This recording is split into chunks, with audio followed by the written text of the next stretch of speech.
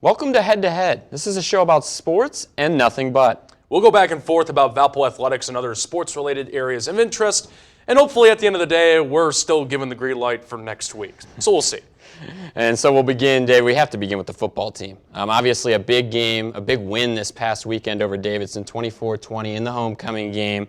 The first two consecutive wins since 2004. But I have to ask you, does this win to you prove that this team is legit? Not really. Because even though it's homecoming, even though it's a big game to follow through what has already happened a week prior with Trinity International, big day for Jimmy Sewell, which we'll touch base later on. Yeah. Even though that was the case for the Valpo football team, this is a team that obviously had some huge mental lapses on offense. They were not able to establish their run game for a long period of time against Illinois State and Sacred Heart, which even though they were picked obviously with a huge point spread to beat them, they really were not able to get a lot of first downs with the running back. They had to switch to their tight ends and wide receivers or any quarterback keeps. And that's because of an offensive line that is very, very inexperienced. Other than two seniors with Connor Reddick and Brian Lang, one of the co-captains for this year, you obviously have to understand that this is Dave Cicchini's third season. There's going to be still some seniors left over from Dale Carlson's group, as well as any freshmen and sophomores and juniors from Coach Cicchini's recruiting classes, so on and so forth, that haven't really bought in yet, that really don't buy in as one team instead of a bunch of individuals of 96 to 100 or so. So because of that, it's going to take a lot more than just a propelling win, very impressive over Davidson, to get themselves into position to win in PFL play. Morehead State is very, very run heavy, and because this entire Pioneer Football League is based on experience, based on veteran experience, upperclassmen, because that is the case, Valpo's going to have a bumpy ride. And until they establish the run game, until they fill up with seniors and juniors that lead by example, as well as start running the football instead of just relying heavily on your receivers, until they do so, I'm not going to say they're legit quite yet. Yeah, we saw them get Jarrett Morgan going a little bit, especially the past 2 weeks. So that's important. They have to be able to get him going. And what they've done recently too, a little bit, is they've involved him in the pass game as well. And I think that's kind of opened up a little bit, maybe gotten him going, given him some confidence for when it comes to the running game side of things. But on that side, obviously this week against Morehead State, it's going to be a much bigger test. So it's going to be interesting to see, this is the week to prove if they're legit. I got to tell you, I love to see Griffin Norberg, as a utility player this year. They have him listed as a wide receiver and a tight end combo. And with him also as a running back, which I've seen from time to time, it's interesting to see how they're going to put Jarrett Morgan in the same situation as well, because Griffin Norberg, of course, he could play 3 positions. Jarrett Morgan can play 2. They're just all over the place. And the fact that they have some players like those two that can play multiple positions, anything can happen. It's just that they got to make the playbook more applicable to their players, not the other way around. So we'll see how that works. A lot of different options. We'll see this week. Yeah, absolutely. So now Valpo women's soccer. They are recovering after a wild ending in overtime against Detroit.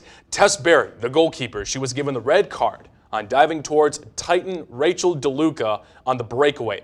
Detroit wins 2-1 on the ensuing penalty kick. Jordan, did you think the official got it right? You called the game on ESPN3 and WVUR. What in the world was going through your mind initially, and once you have looked over the highlight tape, did you think that was the right call? And if not, then what do you think should have happened otherwise? On the first look, I was like, wow, that's a bang-bang play. I thought it maybe could have went either way. But after I did look at the replay a couple times on the ESPN3 rebroadcast, I think it was pretty clear that it was the correct call. You have to call that just because Tess Barrett is the last line of defense. It's a player offensively looking to make a play.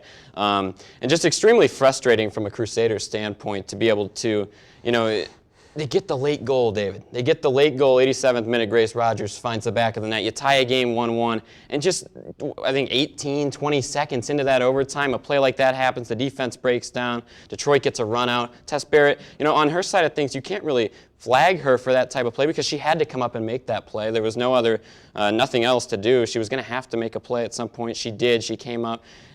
It was probably a little bit too much of a push, but regardless, I do think the official made the right call, and it ended up costing the Crusaders really a crucial conference game. Is she any more? I thought she had some contact with the ball. She was within the vicinity of it to make it maybe more of a yellow card. But I don't know. It was 15 seconds in, and the fact that happened is absolutely inexcusable. I think John Maravich, obviously without a doubt, had that conversation with the team that this was the defense's fault. In the backfield, Natalia Kontol is part of that group that, got away with it. You said 87th minute. They got the tying goal to get themselves in the extra time. So the fact that they let this go, they kind of went this over their heads, said, hey, we're back into this game, and our relentless attitude is going to help things in the end. The fact that not even 30 seconds off the clock ticked when the unthinkable, the improbable happened, it's just kind of crazy. I thought that should have been maybe a yellow card because maybe she was within the vicinity of the ball. So I don't know. I really don't know. But I thought the ref made a valid statement in terms of Tess Barrett, line of defense, had no choice but to be aggressive. I don't know. I thought there should have been a yellow card, if any consolation for Valparaiso's argument here. Yeah, but now it puts, obviously, the Crusaders in a difficult situation. You're already without Sydney Galvez-Daly. Tess Barrett is that second option. She's now has a red card, so she's out for Milwaukee, obviously, on Wednesday. So this is a tough situation. Drew Moulton, the number 3 goalkeeper, is going to have to play that game, start that game. So it's going to be really interesting now to see how she produces. She produced well in Sydney Galvez-Daly relief a year ago. But now it's going to be, again, another challenge coming out of that number 3 goalkeeper role. We've seen a lot of players step up, especially with the freshmen. So Drew Moulton may be the case again. So we'll see if the trend continues. And now we're going to transition into volleyball. And Karen Avery and the Crusader volleyball team stand in 4th place in the Horizon League after losing to Green Bay and dodging a bullet with a 3-set rally over UIC. Key injuries, obviously, a couple of them, Emily Campbell and Allison Ketchum, have contributed to this slow start a little bit. But David, I ask you, how much longer can this team battle conference-wise, with these injury issues that they're dealing with? It's not going to last very long because the Horizon League is one of the most competitive volleyball leagues in the entire NCAA Division I level. Plain and simple. It is not like basketball and football where the Power 5 conferences validate who is the top dog to be a national championship contender. For non-sports like that, in volleyball, for baseball, for softball, for obviously baseball, the Division I college baseball champions is Coastal Carolina. Who would have thought that would have been the case? I thought it was going to be Cal State Fullerton because I have family from that area. But back to the original point, it's a very, very competitive volleyball conference with the Horizon League. And when you have to take that into perspective, if you don't have your best players to compete, it is self-explanatory. You are not going to be able to win games and hopefully, if any consolation, get another 20-plus win season, which this stat has been the norm for Karen Avery over the last now 14 seasons and 17th as an overall head coach. So how can they continue? Well, they do have depth. They do have what it takes with Alana Brown. She has had some experience, but not as of recent, if anything. If not, then she has not had enough experience to catch up with her fellow teammates. But the fact that we have 2 really, really talented seniors down with injuries, it's going to be a lot for them to pick up the slack, fill in the vacancies as to who is going to fill in for those key positions later on. Because until they get healthy, it's going to be a bumpy road for Karen Avery. Emily Campbell, Allison Ketchum, and Kayla Currier, another player that I didn't mention beforehand. Absolutely. She's out as well. Those are 3 crucial players. 3 are probably the top 5, 6 crucial players that this team needs. So yeah, it is a tough situation. And really what this means, David, is, when you have players like this out, any type of win conference-wise you can get is big. So obviously, going down 2 sets to UIC like that and coming back and being able to pull off a 3-2 win, any win you can get with these 3 out is huge. And you got to continue to keep battling conference-wise to put yourself in a decent situation for when these players can come back healthy. Yeah, that's a testament to the wit of this team. That's the type of players that Coach Avery desires out of her recruits whenever they have an unexpected situation like an injury happens to a key player. So they have fell to some teams early on this season. They have maybe bit more than they can chew, especially with Hofstra, another mid-major school that can really compete at the Division I level against big Power 5 schools like Penn State. I'll throw them in there. So we'll see later on. They do have a 2-game home series this weekend against Youngstown State, to say the least. So we'll see how they can respond accordingly. I think they really have a bumpy road ahead of them, but it's manageable to some extent. I agree. So anyway, now men's soccer. Is this the year for Valpo men's soccer? Currently, they stand in second place behind Oakland, whom they play Saturday at home at Brown Field. What does this team have to do, Jordan, to take away that spot from Oakland down the road?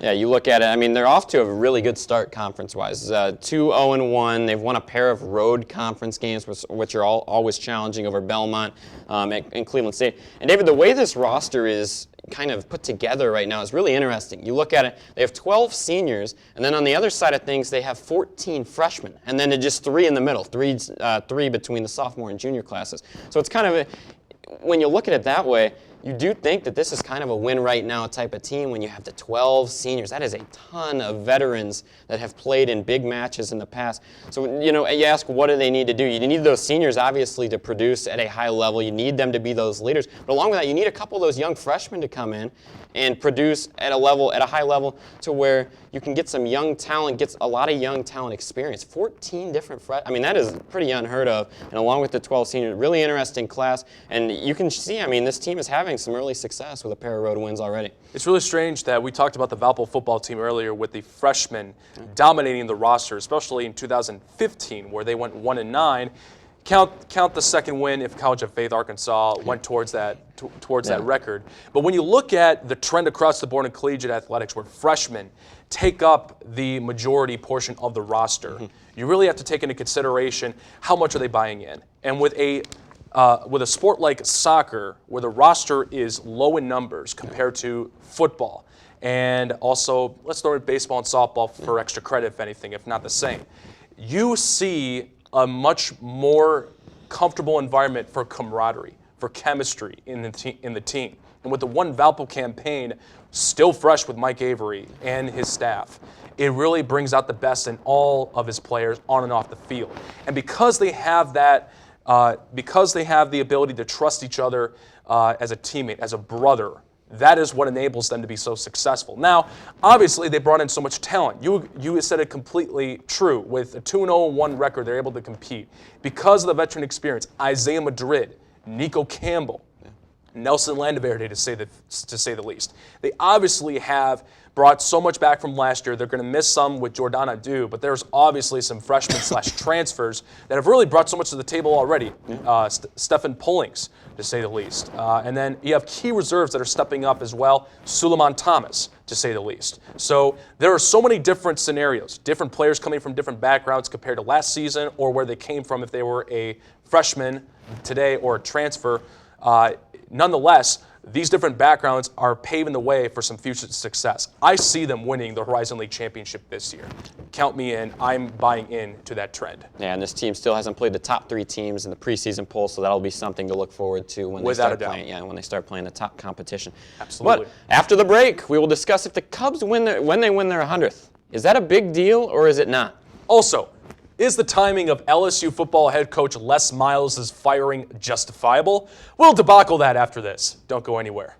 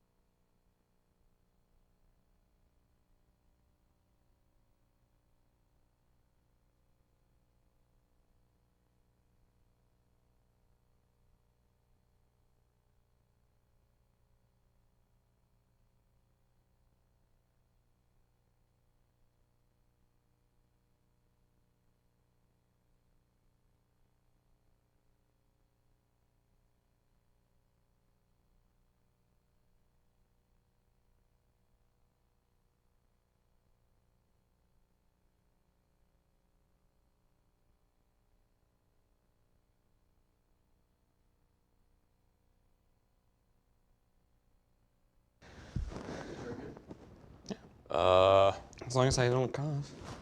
I know, it keeps popping out. Sorry. No, you're off. Are you good? Do you need anything? Oh, no. Oh, I thought you were checking like if we were good. Oh. Yeah, I'm good. I could use my water bottle. It's the Aquafina bottle that's on the makeup counter. I'd appreciate that. Thanks.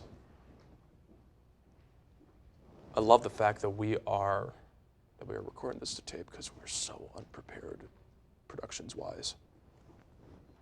This won't be the case next week. Yeah, for the most part, though, I think our content was good. Yeah. I thought we were really good back and forth. Complimented each other well. Thank you.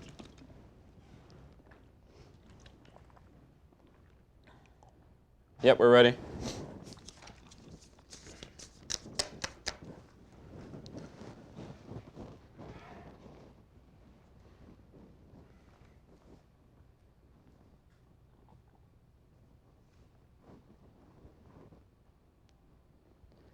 And it's time now to step outside the box with some national headlines. And first, we have to start with the Chicago Cubs, who have now won their 100th game with a 12-2 victory over Pittsburgh. And the question here is, David, and I have to ask, they've clinched a playoff spot now, but does the 100-win total mean anything to you? Absolutely not. It is jack squat. They've already done what is necessary to have a successful postseason, to put the cherry on top of yet another fantastic season, unheard of when you compare it to Cubs history.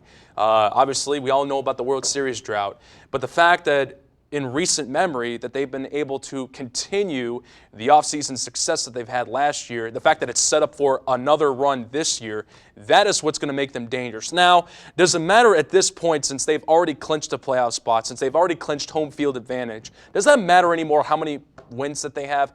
No, because all that matters now is what they're going to do in October, in October, since next week is October. But the fact that they've already clinched both of those goals, mission accomplished. Now, the best way to approach the remainder of this regular season is who are they going to put on the mound, who are they going to put in the batter's box that hasn't gotten enough at-bats or starts or appearances that need to get themselves a spot on the 2, 3, 4 deep to make themselves exposable. In case there's an injury or somebody has an emergency or whatever. You may never know, and that's what baseball and any sport is all about in the postseason. If they have enough players to fill in positions that are equally as successful as their starters, as their backups, then they'll be able to be even more successful in the postseason than they are now. It's just a question of how is Joe Madden going to assess the rest of his players down the stretch until October hits. Yeah, we have to note this is the first time the Chicago Cubs have had 101 wins in a season since 1910. That is over 106 years. That's when the Titanic was. A long time. Good grief. On my side of things here, I definitely do think the 100 wins means a little something just because it shows how dominant of a team they've had this season. You look up and down the roster. This is a team where, we're heading into playoff time soon here, David. This is a team with the starting pitching to succeed when it comes time in the October month. It's a type of team which has the star power in Rizzo and Chris Bryant at the top of that lineup to produce at a high level. You look at the starting pitching, I mentioned that a second ago. Arrieta, Lester, Lackey, and Hendricks has been a nice surprise as well. Those are 4 guys who can really come up big. And in October and in the playoff months, it's always great when you have that 4th pitcher. And the Chicago Cubs do in John Lackey, a veteran guy you can go to. This is a very scary Cubs team. And everyone's asking, is this the year? Is next year the year? They're set up for success for the next 5 years, but I'll tell you what, this year, it's clear that this team is ready to produce at the highest level and have a chance at the World Series. Let's just hope bad luck doesn't spoil all of the hopes, especially with the Black Cat and what's his name, Steve Bartman. Yeah, I'm sure that's a name Cubs fans do not like at all. So we'll see how that works. New England Patriots, they shut out Houston 27-0 on Sunday, but not because of Tom Brady. Jacoby Brissett was 11 of 19 with a touchdown. With Brady not in the game, is it safe to say that the New England Patriots, who are in a league of their own, to say the least, Jordan, Is it safe to say that Tom Brady is a system quarterback for this franchise? Yeah, they've really been in a league of their own for the past 10 years now, David. This is an unbelievable organization. But you look at that, and I've heard that lately, and I've heard that, and I'm like, oh my, are you really going to say that Tom Brady, a great, just an all-time great, probably up there, definitely in consideration for the best quarterback of all time, no question a top 3 quarterback. There are people out there really saying that right now he is a system quarterback. He only succeeds because he's playing in Bill Belichick's system. And that, to me, is unbelievable. Obviously, you look, they had the really good season, or I guess solid season, with Matt Castle filling in when Brady got hurt that one year, a couple of years back. And now you look at Garoppolo and also Brissett having success. They're 3-0 right now.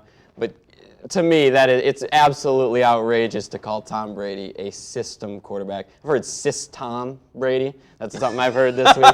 It's just ridiculous. In my opinion, no, there's no question about it. Tom Brady is an all-time great. Never can you consider him a system quarterback. A little preposterous, I would say, because they have one of the best offensive lines in all of the country. That's why you see Brady, Garoppolo, and Brissett able to compete the same way, the same level as Tom Brady. Yeah. And I could say the same, with with Peyton Manning during his tenure in Denver, as well as Andrew Luck when the Colts were good, a few years back. They've been able to compete because the quarterback was protected, and that's why everybody was depending on the receivers to catch the ball throughout all of these teams. That's why you see Gronkowski having so much success. Not only is he a beast when it comes to run blocking on the outside, but he's also a fantastic receiver. He knows how to catch the ball, even if he has a bad arm, for heaven's sake. So because Tom Brady and any quarterback that decides to come through the Belichick program, because they are well protected, the Patriots offense has no obstacle in front of them that will make them unfavorable to win the Super Bowl. There's no stopping this Patriots offense because Belichick sets them up for success with the offensive line being the first priority when it comes to the QBs. That's what I see. Yeah, coming from O-line experience myself here at VU. It's first and foremost, that's how you establish your run game, to establish a sack-free quarterback. So. And regardless of, where Belichick puts him out on the field, Brady still has to make the plays, and he's had to make the plays for, the past 10 years. There is a reason Tom Brady has been so successful, and you can say, obviously, Belichick puts him in good situations, but he's the one that goes out there and makes the plays. And a lot of times, he hasn't had really a true number 1 target. I mean, you look at Gronkowski now, throughout the younger years of Brady, he had maybe Deion Branch, but they never really surround him with an elite receiver. Obviously, he had T.O. a year. But apart from that, it is Brady. Brady has had the success because he's Tom Brady and not just because of the system. Absolutely. So we'll see what they'll do. And now we're going to move on. It is rumored last year, but now it's official. LSU fired Les Miles and offensive coordinator Cam Cameron on Monday after the Tigers started at 2-2. Is the midseason timing of Les Miles' dismissal justifiable, David, or is it something where, this isn't supposed to happen? Absolutely, it's inexcusable. Why would they? I mean, they already started their season 2-2. It is a little bit. It's a little bit of a, if you were in the Big Ten Conference or any other football conference where they don't rely so heavily on a successful season like Alabama does, year in and year out, and now Michigan with Jim Harbaugh. But when you look at the SEC as a whole, their football league has taken to a whole new level. Les Miles has been down that road. He has had some experience in the NFL for a few years, and then he's been with LSU to successful seasons, really crazy upsets, and has seen the best and the worst of LSU football ever since he took over. Now, the reason why they would fire him in the middle of the 2016 season, where they've had a couple big wins and a couple okay losses, is just beyond my words. It does not matter if you have a program that is part of a conference, let's say the MAC, for example, that is off to a 2-2 start, and you're not very successful there. For example, if you have that and you fire your coach midway through a 2-2 season, why is there any reason to back that up? There really isn't. You finish what you started. That's my philosophy on life when it comes to, to a player finishing his last season if he voluntarily decides to do so, or a coach. And it does not matter if you're in a not so football power hungry conference like the SEC or not. It does not matter. firing a coach midway through where there is already some success potential down the road for LSU, I don't know what would be the valid reason for letting go of this guy, because he's already been down this road once last year. So if it's put back, if it was put to rest, why would you bring it up again? You know, I don't understand it. What do you think? Yeah, and an interesting thing to bring up here is the whole new playoff system, because now that introduces a little bit more pressure when it comes to these coaches. They can't lose when it comes to this. I mean, if you have 2 or more losses in most cases, maybe even 3 here and there on a certain year, you're not going to make the final playoff, the Final Four. And that is something that may have impacted Les Miles a little bit, just because when you look at this, you look at LSU as a program that is expected to be at the top year in, year out. They're expected to be one of those top 4 teams, pretty consistently. And it's kind of interesting that, now with this playoff, it can add some more pressure to these coaches. Your thoughts, because you really can't seem to lose, because obviously there's a lot more pressure with the losses now. You're not just going to be playing in a bowl game. Now you're not going to be playing in that big playoff that everybody wants to get to. Southern Miss, Florida was on their schedule. Yeah. I don't know why they fired him if those were winnable games in the near future. We'll see. Year of 2016 has been very, very rough for the world of sports in losing so many of its legends. Muhammad Ali, Gordie Howe, Pat Summitt, Buddy Ryan, Pearl Washington, to name a few. And now heaven has gained 2 more in Miami Marlins pitcher Jose Fernandez and legendary golfer Arnold Palmer. 2 more angels into the great skies above Jordan. How has Jose and Arnold affected you as a sports fan, as well as your outlook on life through their personal side of the story? Yeah, we have to first start off by saying our prayers are obviously with both of their families. Just devastating news. Specifically with the Jose Fernandez one, the most recent, it was just heartbreaking. I woke up, I got on social media that day. You see the stuff, you see all the things. You see D. Gordon out on the mound just with his head down, just looking at the 16 that the Marlins had put out there. Just devastating news. And, Arnold Palmer, obviously, a legend, a guy who, one of the best golfers of all time. There's no question about it. You lose him, and then one of the best young talents in baseball in Jose Fernandez, a guy who is probably going to compete for a Cy Young for the next 10 seasons. You lose both of those in a span of 24 hours. It's just extremely sad to see. 62 PGA titles is how many are in the showcase of Arnold Palmer. I mean, we can obviously connect to the drink that he is so familiarized ourselves. The only wish I had right now is to have actually a full glass of Arnold Palmer to toast to him, his legacy. But man, there's never been, there's Jack Nicklaus, there's Tiger Woods during his young years, and you have Phil Mickelson as well from time to time. But Arnold Palmer really has set the bar for golf at a professional level, at an amateur level. We're going back to the 1950s when this man was at his prime. And the fact that he was able to steadily maintain that through his entire career is absolutely unbelievable. And the fact that he has lived a fantastic life filled with happiness and joy to anyone who got to know him is just, really, really satisfying to look back to. And for Jose Fernandez, these type of situations in life remind you that life itself is very, very fragile. You don't know when your next moment will be your last. You don't know that.